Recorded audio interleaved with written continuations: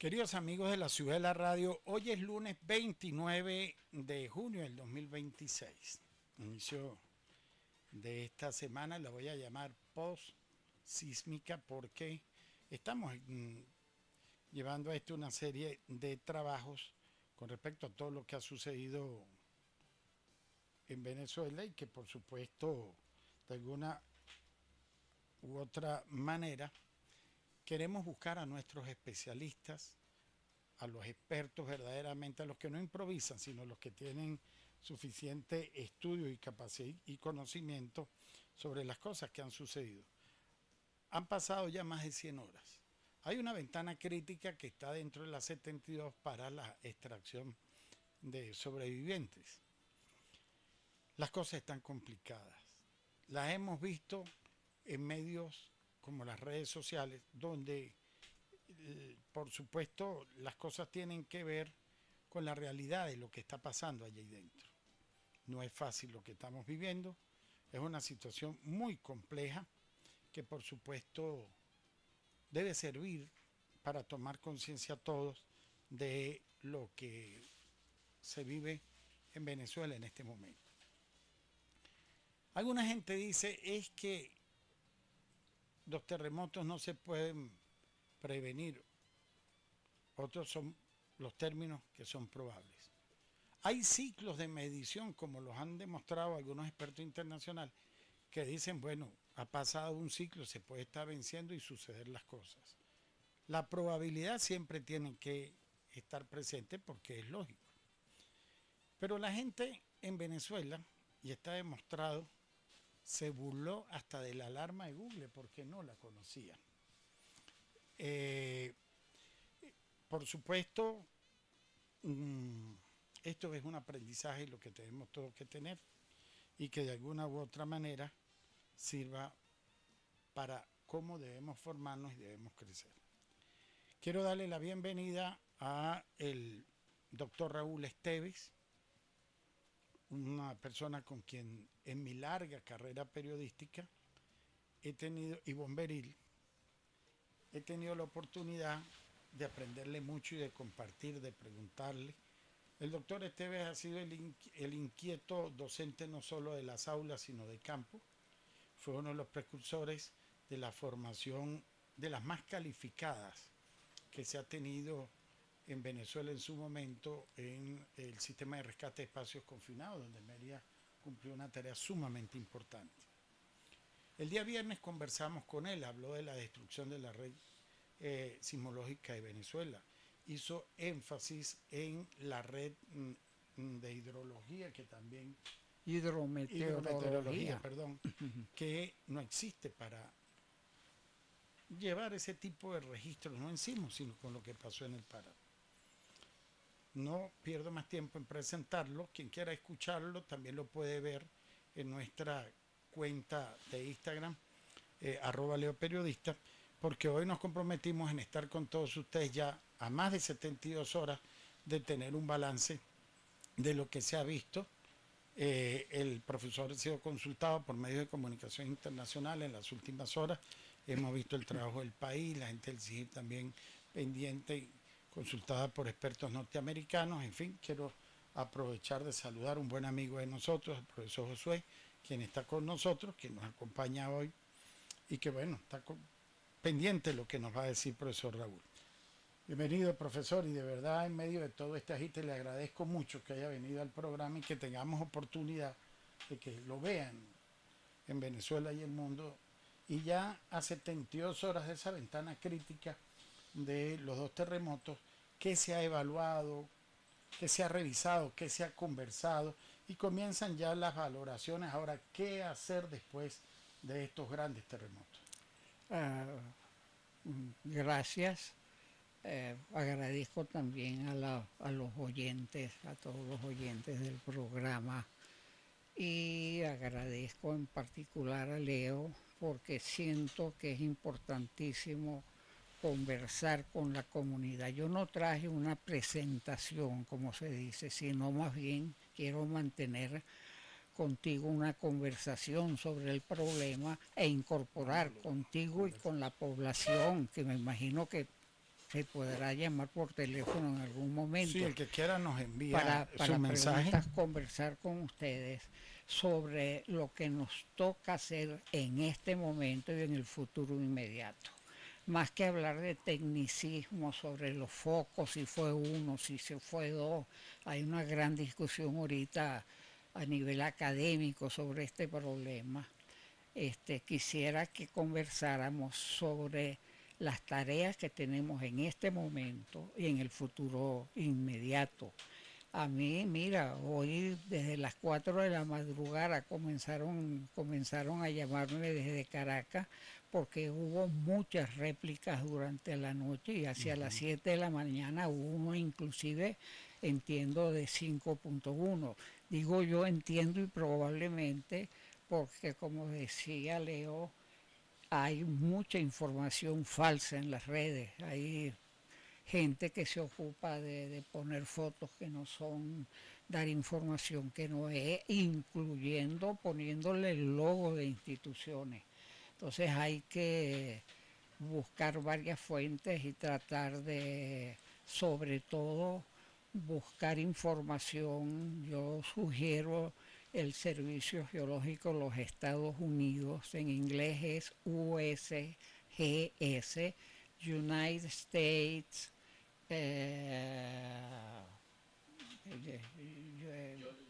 ah,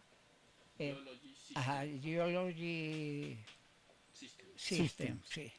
Entonces, buscar de fuentes calificadas o de la universidad o del Servicio Geológico Europeo.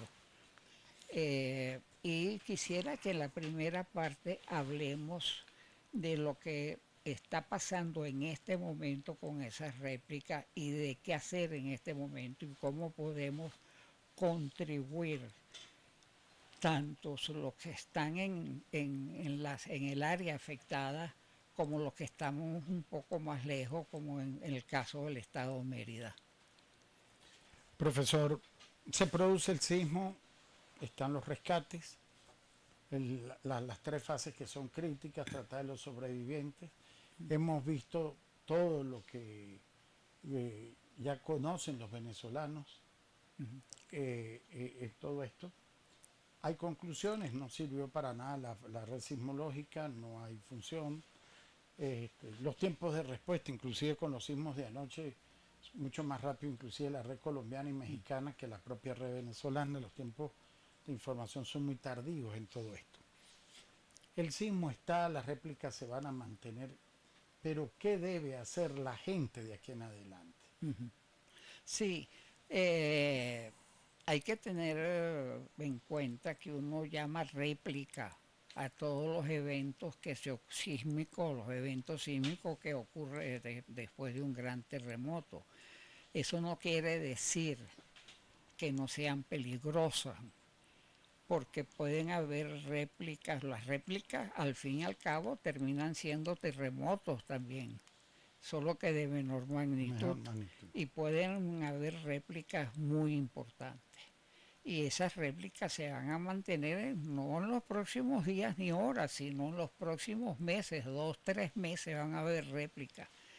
Y no hay manera de saber cuáles van a haber réplicas más y menos grandes. Lo que se da en función de terremotos que han ocurrido antes es a partir de las réplicas que hemos tenido antes, eso lo hace el Servicio Geológico de los Estados Unidos, una probabilidad de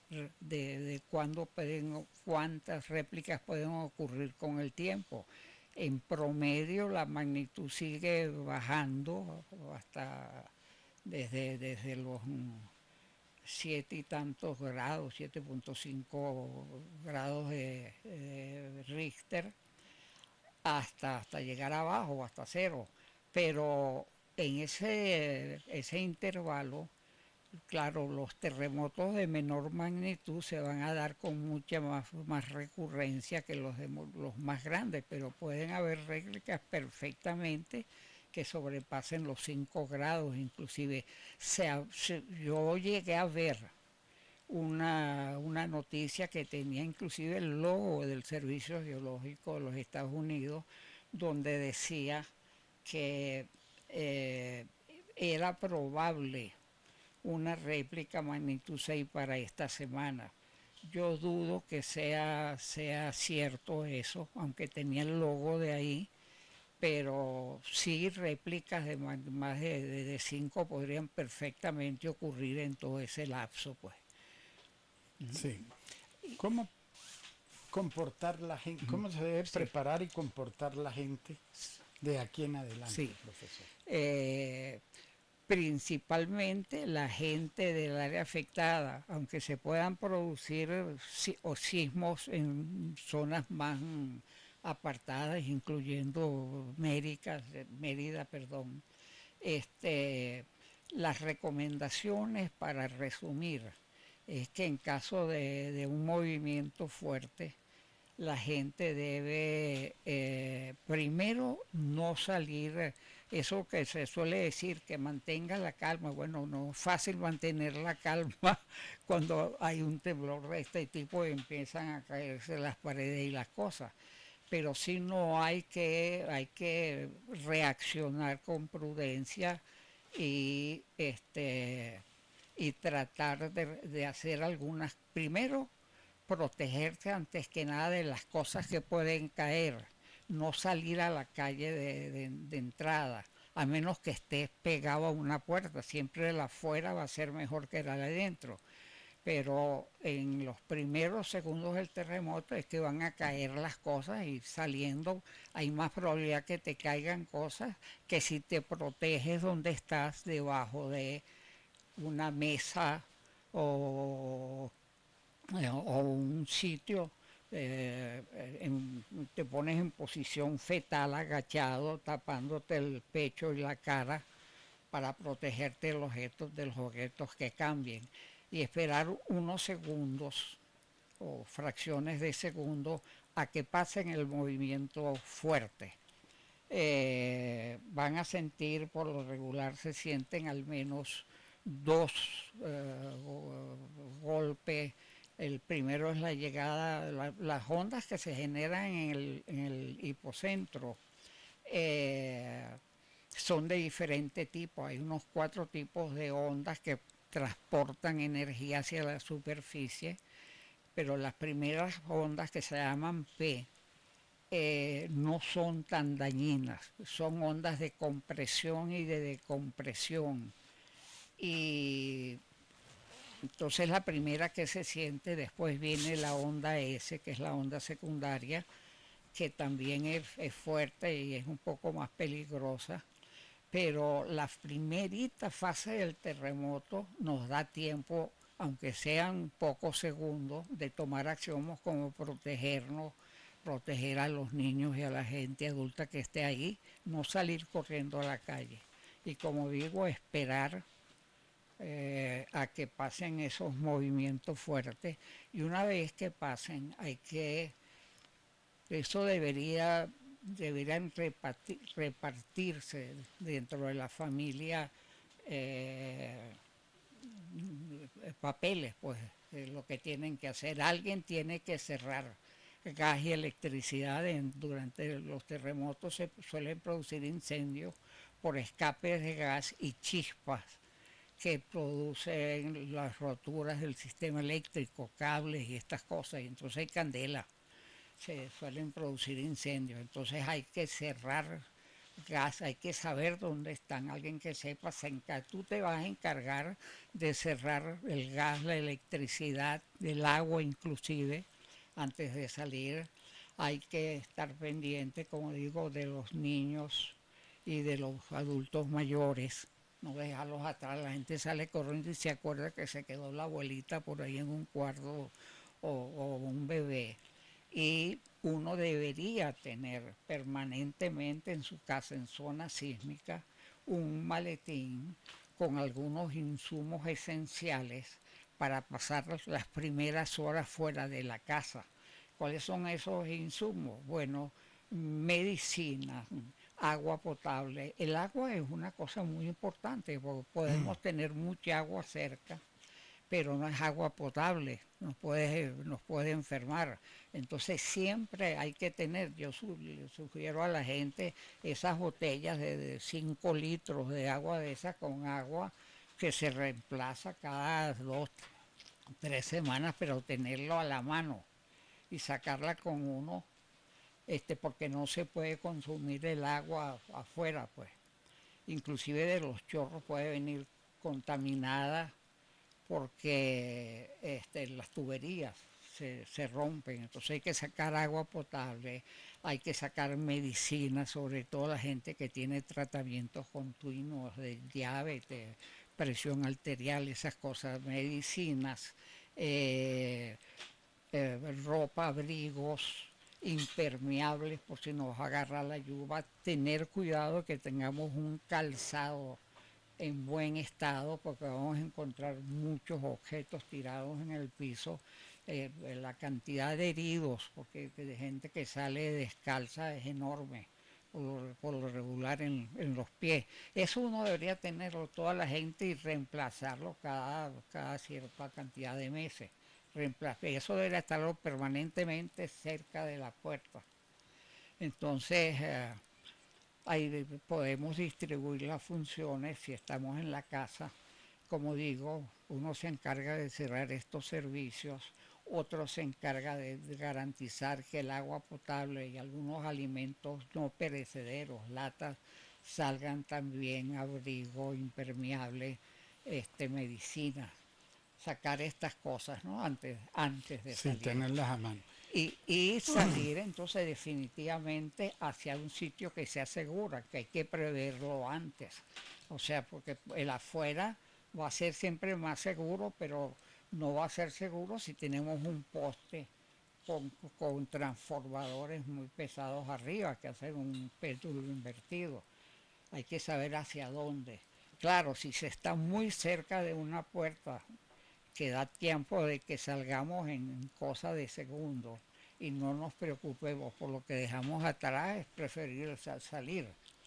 Pero normalmente hay gente, inclusive es muy importante con las mascotas, que la gente da la vida por sacar un perrito o un gato que se le quedó atrás, pero hay que salir afuera. Entonces, esperar, a menos que si el edificio va a colapsar o colapsa, no nos va a dar tiempo así salgamos corriendo. Tenemos más posibilidad de sobrevivir quedándonos y protegiéndonos y salir después que salir a la carrera de Por lo menos inmediato. esos minutos allí, esos segundos Sí, previos, ¿no? sí. Entonces uno sale a un sitio seguro y espera unas 2, 3 horas a que pasen las primeras réplicas, que casi siempre se dan muy cerca del terremoto y que suelen ser grandes. Caracas hubo unas 3 réplicas, se sintieron que fueron más o menos importantes. Uno espera que pasen esas réplicas. Después, si uno debe revisar la casa o el edificio donde vive o los alrededores a ver si se notan daños importantes.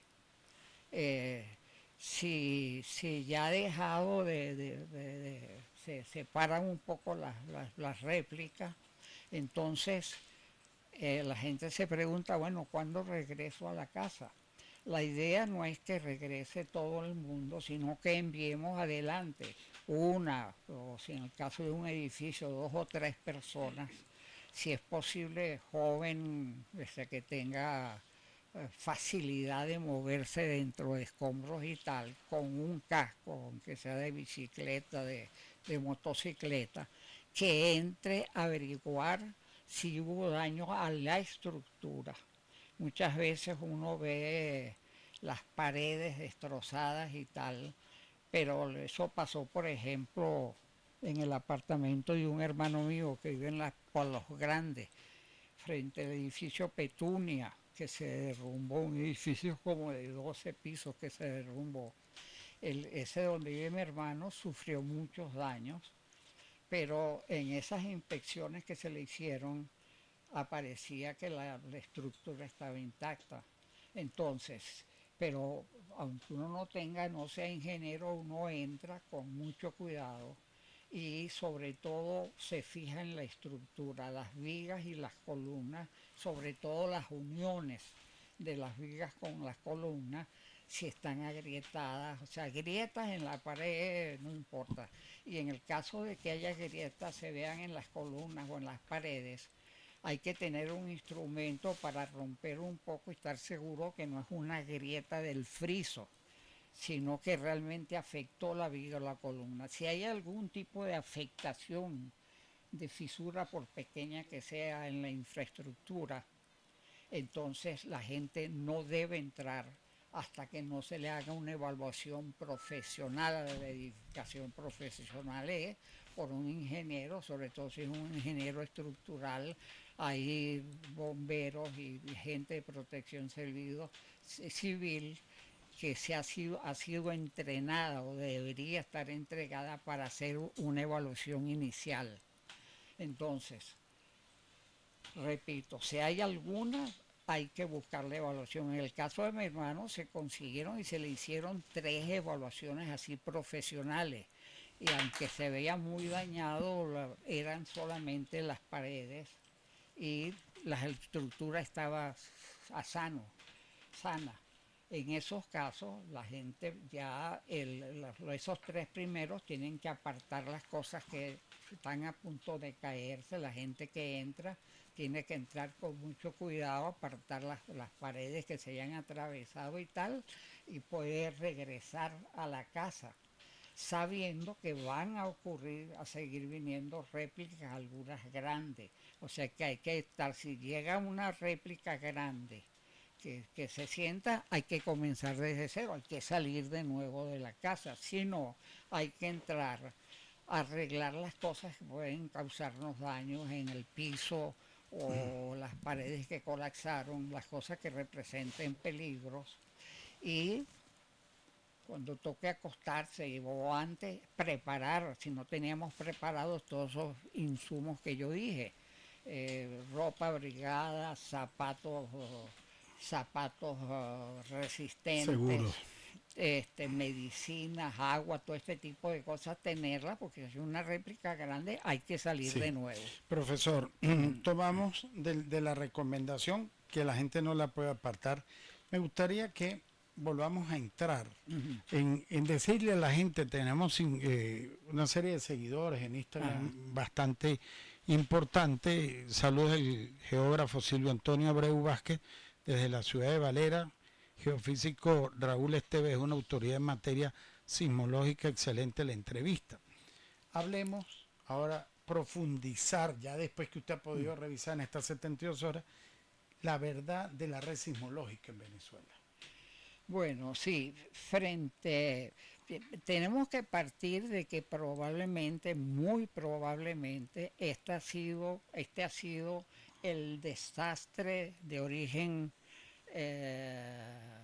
pseudo socio-natural que ha ocurrido en el país en toda su historia escrita desde que llegaron los españoles. Ha sido el desastre socionatural más importante que ha tenido el país. No fue cualquier sismito y sobrepasa cualquiera de los desastres que hemos conocido en el país. Estamos frente a un evento muy particular, pues.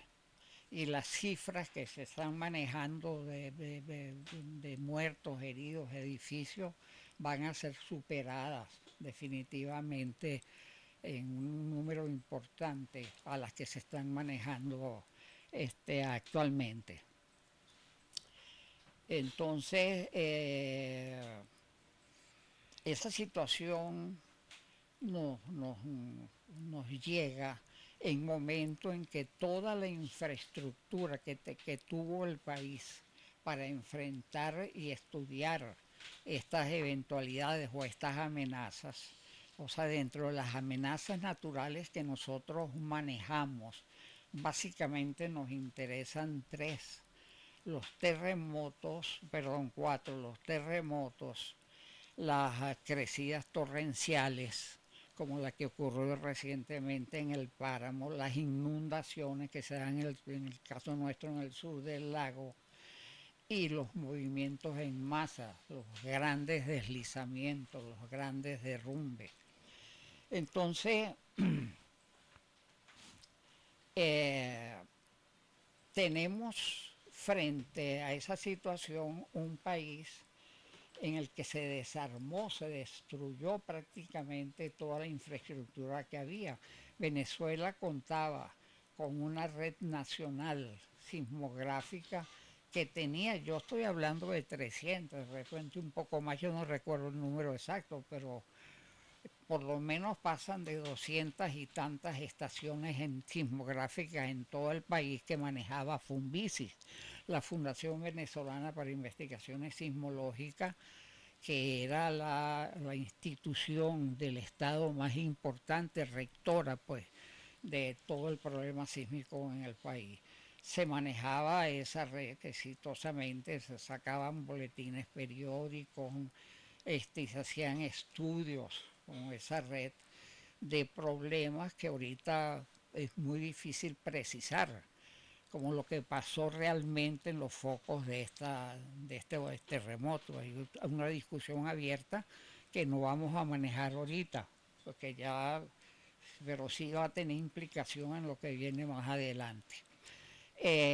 Nosotros en particular en la Universidad de los Andes teníamos el laboratorio, bueno, le digo laboratorio, un grupo que venía trabajando de profesores investigadores en esta área. Teníamos 14 profesores en el laboratorio de sismología de la ULA, unos 6 técnicos especializados en el mantenimiento de las estaciones, la interpretación de los sismogramas, porque a todas estas, toda esa información que se da sale de los sismogramas que registraron estas estaciones fuera del país, porque en el país de esas 200 y tantas estaciones, 300 quedan funcionando, entiendo que menos de 10, no sé, unas 3, 4, 5, con las que no se puede hacer mayor cosa. Nosotros tenemos en el laboratorio esos 14 profesionales y técnicos, y manejábamos la red occidental, la red sísmica occidental, con 25 estaciones telemétricas que estaban ubicadas desde la depresión del Táchira, casi con la frontera con Colombia, hasta casi hasta el Zulia. Teníamos distribuida esa red y manteníamos un control más o menos del comportamiento normal y anormal de la sismicidad en toda la zona. Todo eso desapareció. La instrumentación, por ejemplo, de las 25 estaciones no queda ni una funcionando, porque se acabó el dinero para ir a atenderla. Los profesores se fueron a todas las generaciones de relevo que estábamos formando, no porque ellos quisieran, sino porque era imposible vivir con los salarios que estaban obteniendo. Nos quedamos puros viejitos que ya teníamos casa y teníamos carro, y que tenemos familiares que nos están auxiliando desde afuera. Nos quedamos trabajando. Yo y profesores como Josué seguimos trabajando en la universidad, y no solamente no recibimos muy poco, sino que tenemos que pagar de nuestro salario para dar clases y hacer cosas, porque lo que nos dan de salario la universidad no alcanza para los gastos que tenemos solamente. Ni para un café, profesor. Sí, bueno, alrededor de $1 mensual.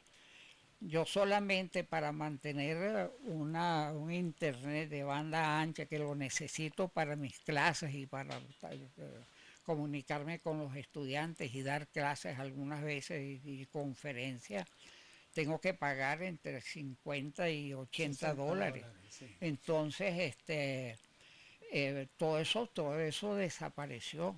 Así. Y una de las primeras, creo yo, tareas que tenemos ahorita es recuperar toda esa infraestructura, comenzando precisamente con los recursos humanos que se fueron. Yo anteayer,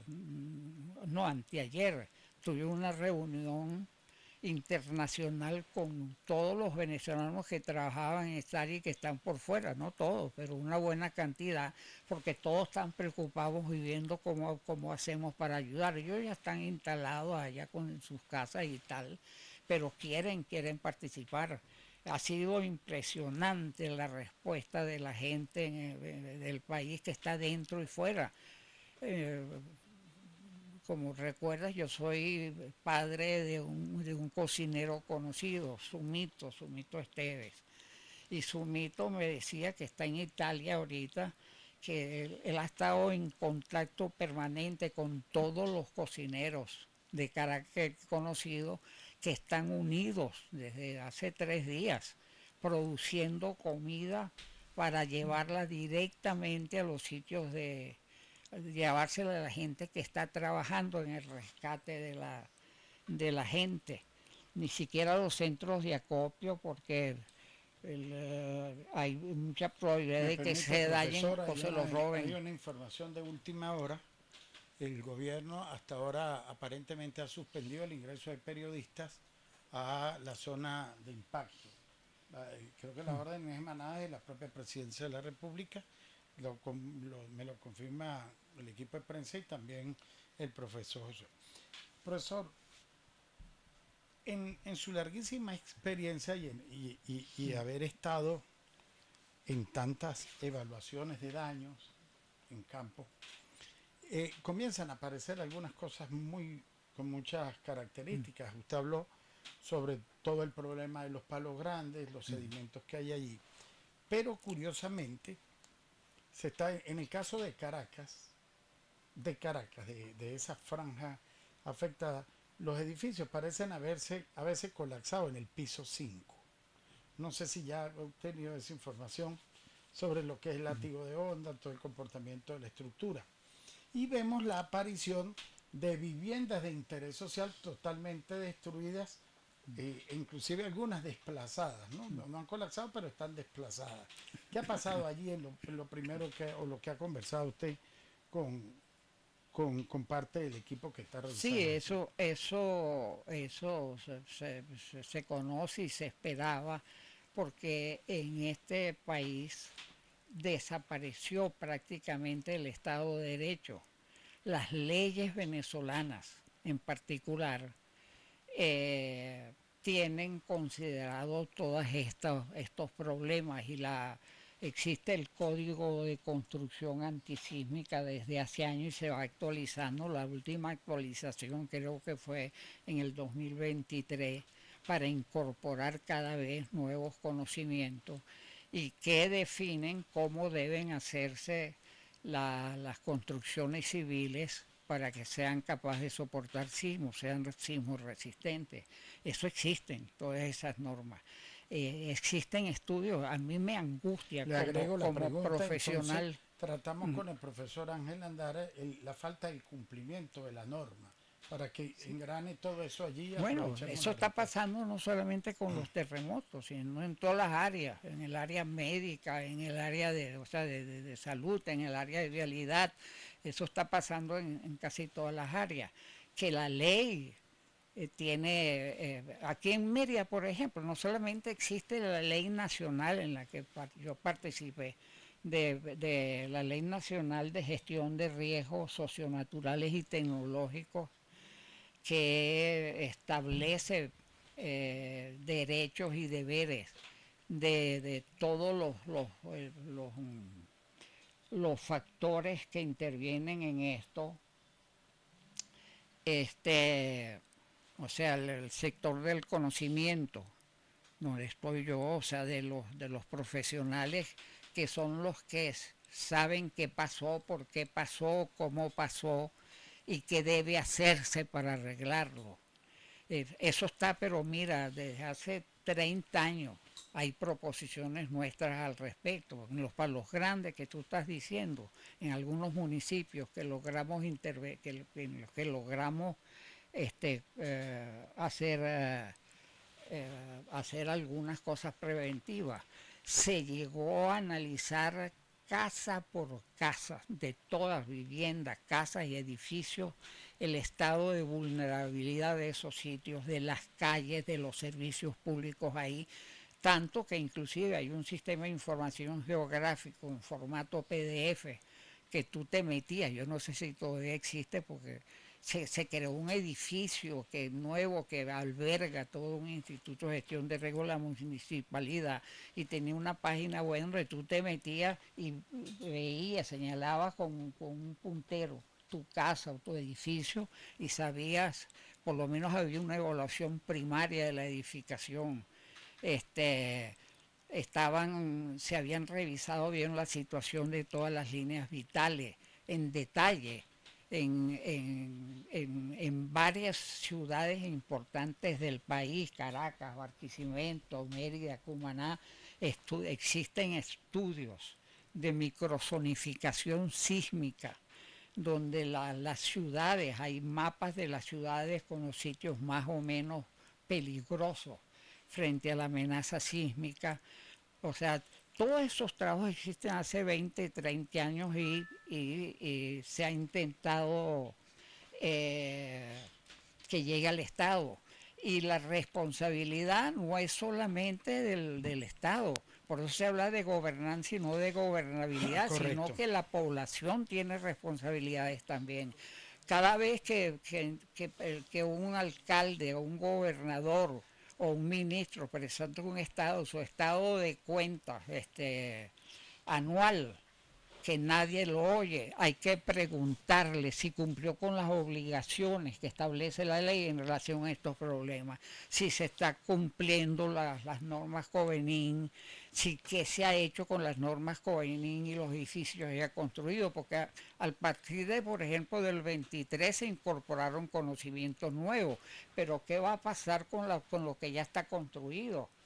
Que tendría que revisarse porque al fin y al cabo es muchísimo más económico reforzar una edificación que reconstruirla, que tener que reconstruirla después.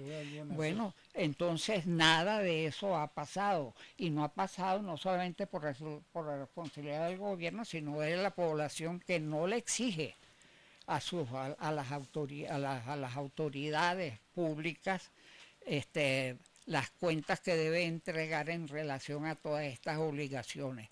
A mí cada vez que me llegan a la casa, ese casa por casa, de un partido para que apoye o de un candidato a algún cargo de la universidad, yo lo primero que le pregunto es ¿para qué quieres tú ser alcalde? Dime cuáles son los 5 problemas más importantes que tiene este municipio o esta parroquia. ¿Qué planes eso tiene que saberlo la comunidad y ellos tienen que entregar y nosotros tenemos que cobrársela? O sea, si se cae un edificio y mata un gentío, no solamente las autoridades que permitieron que se construyera esa construcción, que existiera esa construcción, que se construyera o no se reforzara, somos también responsables nosotros. Si yo mando un hijo a una escuela, yo no solamente tengo que preocuparme porque le den haya buenos maestros, sino si esa escuela es segura frente a estas amenazas y no solamente sociales, cualquier amenaza, si es segura en relación al embarazo precoz, en relación a posibles quebradas que le pasan cerca, todo este tipo de cosas, ¿ves? Pero ahí es donde falta, profesor, la participación ciudadana, el tener la formación para poder exigir, ¿no?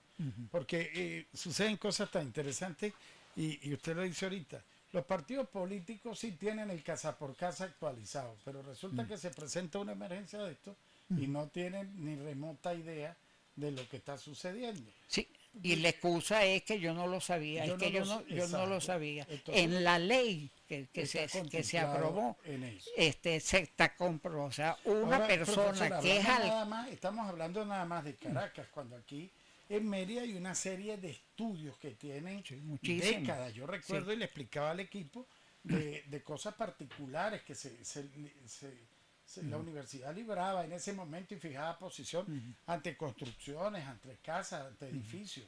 Y pareciera que también hay complicidad o hay silencio de parte de Sí, instituciones que no sí, tienen que ver con la gobernabilidad, ¿no? sí, definitivamente. Y no solamente digo con terremotos, eso está pasando en otras áreas, en la educación, en la salud, en otra serie de áreas.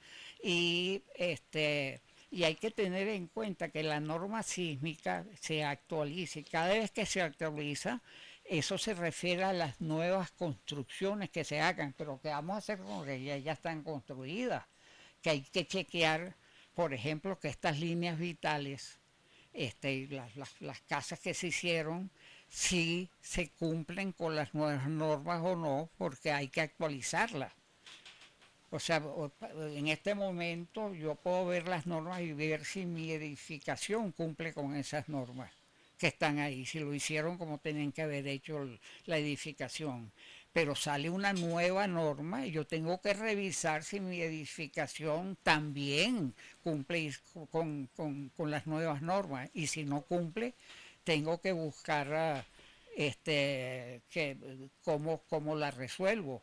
Yo siempre hablo de algo que me pasó a mí con esos edificios que están detrás y pegados al John Lynn.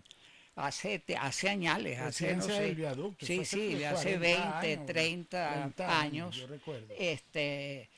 todos esos edificios que están ahí de casas, ahí y más arribita, ahí subiendo hacia la universidad, todos esos edificios, la mayoría tienen plantas libres, que llaman, o sea, plantas sobre columnas sin paredes que usan para estacionamiento por lo regular. Y se sabe que las plantas libres se comportan mal en los terremotos. No quiere decir que si yo tengo una planta libre se va a caer, pero la probabilidad de que sufra más daños que los que no tienen planta libre es alta. Bueno, yo me reuní con las comunidades de esos edificios a raíz de un sismito y les expliqué todas estas cosas, y que esos edificios de planta libre, los ingenieros saben civiles cómo se corrige esa situación, cómo se rigidiza más de la planta libre a las plantas que tienen más mamposterías y paredes, este, porque ese cambio concentra los esfuerzos en las columnas y las vigas que están ahí. Bueno, y que eso se podía corregir con un ingeniero si se ponía de acuerdo y no salía tan costoso, ponerle algunas, lo que se llaman cruces de San Andrés, que son unas X en esas zonas o algunas paredes, eso lo puede resolver. Bueno, esta gente, en lugar de hacer ellos, de tomar esta iniciativa, demandaron a la compañía que construyó eso, una de estas compañías de italianos, porque hicieron los edificios mal. Y resultó que no. Ellos los hicieron con las normas que había para ese momento. Eso de la planta libre se supo después. ¿Ve? Y la compañía entonces quiso demandarme a mí, meterme preso por estar diciendo, Cosas. ellos cumplieron Ahora, con la ley. profesor, para ir cerrando, de esto podemos pasar horas y horas conversando. Pero una de las cosas que a mí me preocupa, como ciudadano, primeramente como periodista y como oficial de bomberos que estuve el tiempo ahí, es que el país aprendió o el ciudadano quedó inmerso en la moda. Entonces hubo hace tantos años la primera emergencia del páramo, después la emergencia de Santo Domingo, que cumplió hace años también por los problemas de las aguas, vino la tragedia del Mocotíes, repitió la tragedia de Tobar, viene nuevamente y se repite en los cíclicos la emergencia del páramo, y viene ahora este terrible terremoto, como usted lo apunta, todos terremotos. Entonces empezamos ya, es el ciclo de que ahora todo el mundo se dedica a hay que hacer, hay que hacer, hay que hacer, y estoy seguro que en 3 meses ya nadie se acuerda de que esto es probable y de que está encima de la mesa como probabilidad. Esto es importantísimo lo que tú acabas de decir, porque precisamente no hay que esperar que ocurra la tragedia para actuar. Hay que actuar antes que ocurra la tragedia. Eso es lo que hace la gestión de riesgos como ciencia, es tomar acciones para que los accidentes que van a seguir ocurriendo, no es posible evitar que ocurran terremotos o erupciones volcánicas o inundaciones, pero sí hay posibilidad de aminorar esos daños, de reducir esos daños o de evitarlos inclusive. La ciencia y la tecnología contemporánea tiene herramientas para hacer eso. Y eso hay que hacerlo antes de que ocurra el problema. No es solamente la simple prevención, que son papelitos que uno pone, mire, haga tal cosa y tal. No, hay que, y eso tenemos una de las tareas que tenemos pendientes ahorita, hay que hacer un diagnóstico, hay que tener un diagnóstico que hay que actualizar cada 2, 3 años de todas las líneas vitales, incluyendo las viviendas y el hábitat, de cuál es su vulnerabilidad frente a esas amenazas naturales que van a seguir ocurriendo, porque la ciencia y la tecnología ya ha avanzado y tiene proposición de soluciones para evitar que pase lo que pase. Tú me preguntabas por los edificios que se han caído, la Misión Vivienda. Bueno, muchos edificios de Misión Vivienda fueron traídos de Bielorrusia, o sea, la tecnología donde no hay terremotos y no tienen previsiones antisísmicas. Es tecnología bielorrusa o china, que en China sí hay algunos terremotos importantes, pero definitivamente muchas, si no la totalidad de esas edificaciones son prefabricadas, casi apartamentos prefabricados puestos uno arriba de otro, que funcionan muy bien para cargas verticales, para la gravedad, pero que no están hechos para soportar movimientos, movimientos horizontales, ¿ves? Del terreno. Entonces, bueno, las manzanas de edificios estos prefabricados colapsaron.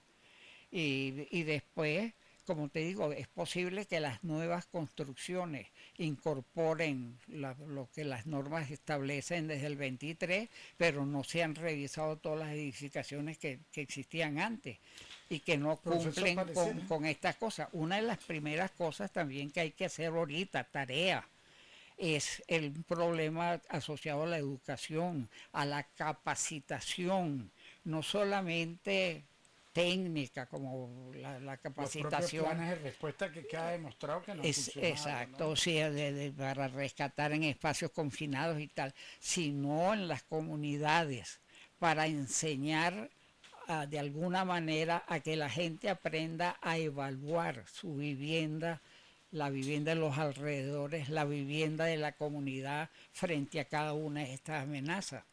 Yo tengo que preguntarme, y esa es parte de mi responsabilidad, ¿mi casa es segura frente a los terremotos y tal? La respuesta definitiva la puede dar un especialista, pero uno puede estar capacitado.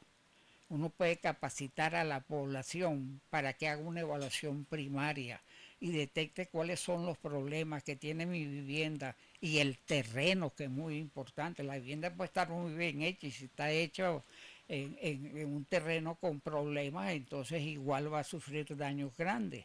Entonces enseñarlos a esa evaluación primaria y acciones que hay que tomar. Por ejemplo, en mi casa no solamente se evalúa las cosas que se pueden caer, un ejercicio muy sencillo.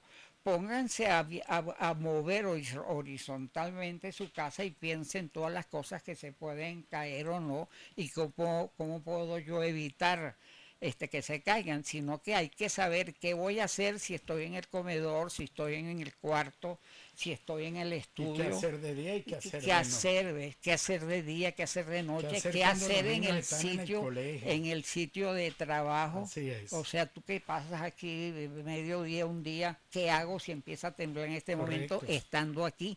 O estando en la escuela, o estando ahí todo eso hay que enseñarlo, hay que evaluar, sí, profesionalmente el Estado, todo lo que son esas servicios que presta el Estado en cuanto a líneas vitales, agua potable, suministro de agua.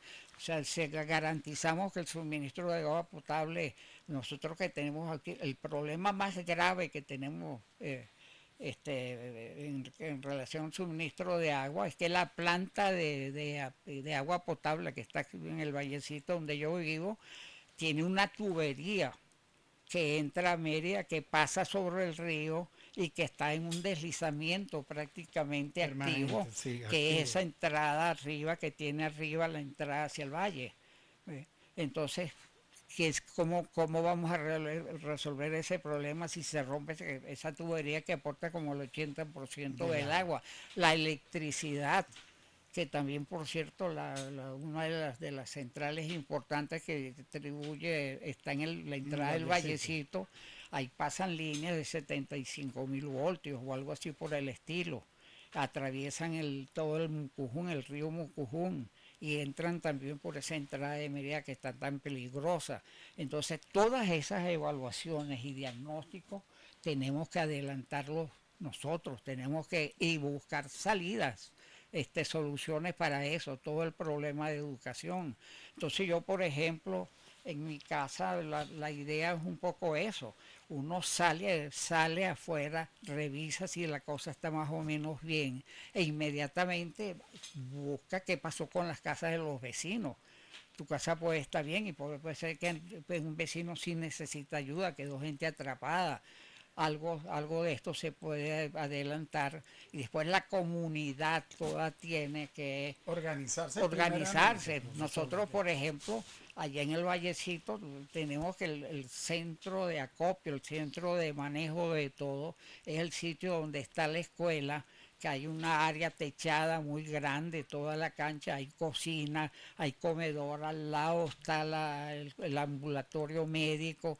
Entonces la idea es que, por ejemplo, si hay que rescatar o hay heridos, llevarlos primeros ahí y ahí tener gente, el ambulatorio tenga gente especializada que haga triaje y vea cuáles de esas heridas son importantes o no, si se pueden, una fractura, una cosa de esa puede aguantar, si sabemos cómo entablillar un brazo fracturado o una cosa de esta y cuáles hay que sacarlo, saber quiénes tienen vehículos de doble tracción o motocicleta que puedan pasar sobre escombros para trasladar los heridos, etcétera, etcétera, etcétera. O sea, ese problema de capacitación de los entes públicos que tienen que atender la emergencia y de las comunidades que pueden actuar, porque no va a haber suficiente gente para mandar desde el Estado si tuviera organizado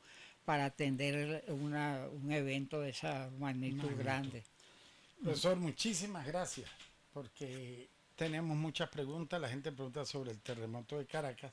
Hoy hemos querido hablar de qué hacer después de un sismo y para dónde debemos prepararnos, porque Mérida sigue siendo una ciudad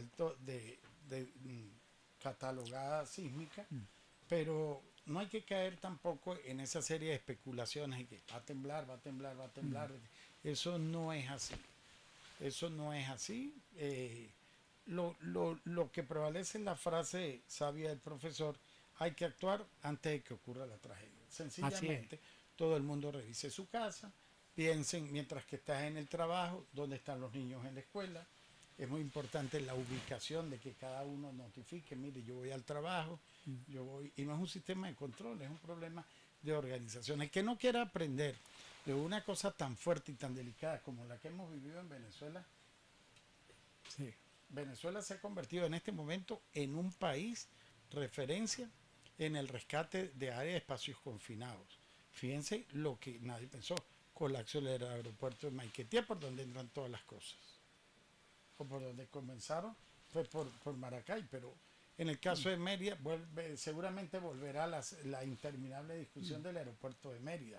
Hay acciones que tenemos que tomar después de este diagnóstico para reparar lo que ya existe y acciones prospectivas y no volver a y caer en los mismos acciones errores. prospectivas Correcto. para evitar que se repitan Este tipo de acciones. estas cosas. Así es. Y eso es responsabilidad también nuestra, es del Estado y no es de cada uno que tiene que preguntarse eso. Si la casa donde vivo, el terreno donde vivo, o donde viven mis vecinos, Así es. las escuelas, los hospitales, la iglesia que está ahí, está en condiciones y sobre todo actuar. O sea, si una vez que se detecten problemas hay que corregirlos. Corregirlo inmediatamente. Inmediatamente, no dejarlos ahí guardados para Para acordarme que se después. vuelva a repetir Sí. y volvamos a aprender con la vida. Queridos amigos de la Ciudad de la Radio, esta entrevista con el doctor Raúl Esteves, docente de la Universidad de los Andes, geofísico, un hombre, como le escriben en nuestra cuenta de Instagram, de los más destacados, una de las voces autorizadas más importantes que hay en Venezuela, en Latinoamérica, y con una experiencia incalculable en todo esto. Hemos querido hablar con él largamente, paseándonos por todo lo que tiene que ver, qué tiene que hacer cada uno, qué debe hacer la familia, lo que debemos tratar a posteriori a estos sismos, porque deberíamos utilizar un término popular, pues hay que poner las barbas en remojo y cada uno tiene que organizarse para cualquier cosa, porque esto no quiere decir que sucedió en Caracas y va a dejar de producirse en cualquier parte de Venezuela. Y no solo esto, nos están viendo de cualquier parte del mundo. Lo que pasa es que algunas sociedades mucho más desarrolladas tienen como condición, dentro de las primeras cosas, es entrenar a las personas para enfrentar sismos. Vemos los casos de Japón, vemos los casos de Chile, donde se han presentado sismos o terremotos mucho más potentes que los que han sucedido en Venezuela, y los que han registrado han sido no más de 20 personas fallecidas. Tomemos conciencia, es un maestro de los que tiene muchísimas décadas enseñándonos, y que esto sirva para la reflexión de lo que estamos viviendo los venezolanos. Hacemos la pausa en la ciudad, en la radio.